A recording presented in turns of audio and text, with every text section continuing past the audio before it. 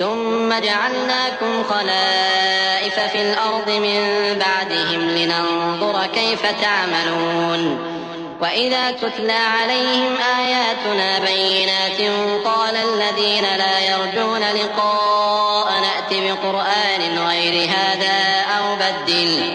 قل ما يكون لي أن أبدله من تلقاء نفسي إن أتبع إلا ما يوحى إلي إني أخاف إن عصيت ربي عذاب يوم عظيم قل لو شاء الله ما تلوته عليكم ولا أدراكم به فقد لبثت فيكم عمرا من قبله أفلا تعقلون فمن أظلم ممن افترى على الله كذبا أو كذب بآياته إنه لا يفلح المجرمون۔ پھر ہم نے ان کے بعد تم لوگوں کو ملک میں خلیفہ بنایا تاکہ دیکھیں کہ تم کیسے کام کرتے ہو، اور جب ان کو ہماری آیتیں پڑھ کر سنائی جاتی ہیں تو جن لوگوں کو ہم سے ملنے کی امید نہیں وہ کہتے ہیں کہ یا تو اس کے سوا کوئی اور قرآن بنا لاؤ یا اس کو بدل دو۔ مجھ کو اختیار نہیں ہے کہ اسے اپنی طرف سے بدل دوں،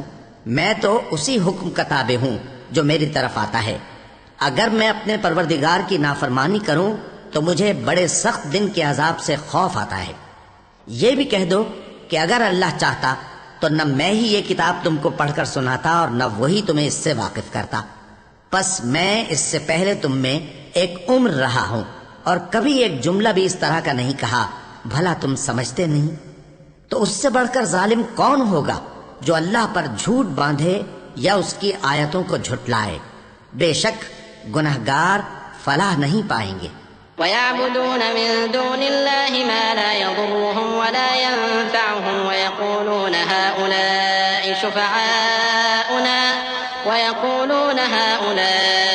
شفعاؤنا عند الله قل أتنبئون الله بما لا يعلم في السماوات ولا في الأرض سبحانه وتعالى عما يشركون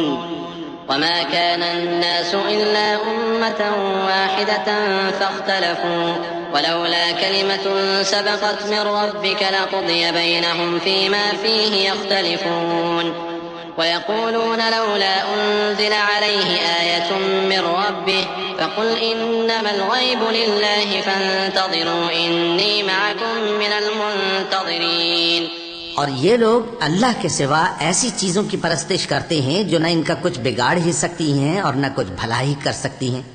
اور کہتے ہیں کہ یہ اللہ کے پاس ہماری سفارش کرنے والے ہیں۔ کہہ دو کیا تم اللہ کو ایسی چیز بتاتے ہو جس کا وجود اسے نہ آسمانوں میں معلوم ہوتا ہے اور نہ زمین میں؟ وہ پاک ہے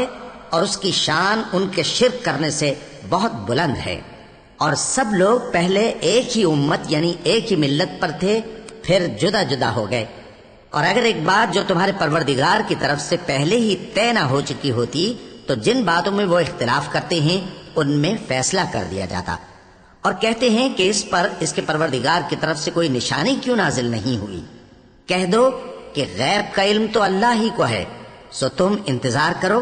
میں بھی تمہارے ساتھ انتظار کرتا ہوں۔ وَإِذَا أَذَقْنَا النَّاسَ رَحْمَةً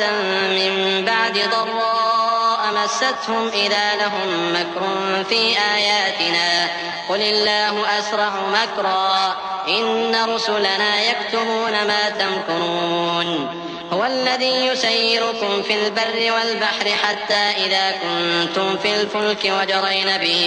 وجرين بهم بريح طيبة وفرحوا بها جاءتها ريح عاصف وجاءهم الموج من كل مكان وظنوا أنهم أحيط بهم دعوا الله مخلصين له الدين لئن أنجيتنا من هذه لنكونن من الشاكرين۔ اور جب ہم لوگوں کو تکلیف پہنچنے کے بعد اپنی رحمت سے آسائش کا مزہ چکھاتے ہیں تو وہ ہماری آیتوں میں ہیلے کرنے لگتے ہیں۔ کہہ دو کہ اللہ بہت جلد تدبیر کرنے والا ہے، اور جو ہیلے تم کرتے ہو ہمارے فرشتے ان کو لکھتے جاتے ہیں۔ وہی تو ہے جو تم کو جنگل اور دریا میں چلنے پھرنے اور سیر کرنے کی توفیق دیتا ہے،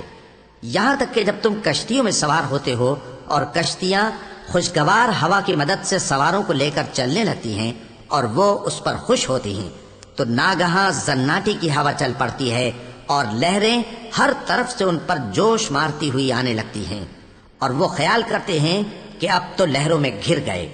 تو اس وقت خالص اللہ ہی کی عبادت کر کے اس سے دعا مانگنے لگتے ہیں کہ اے اللہ، اگر تو ہم کو اس سے نجات بخشے تو ہم تیرے بہت ہی شکر گزار ہوں۔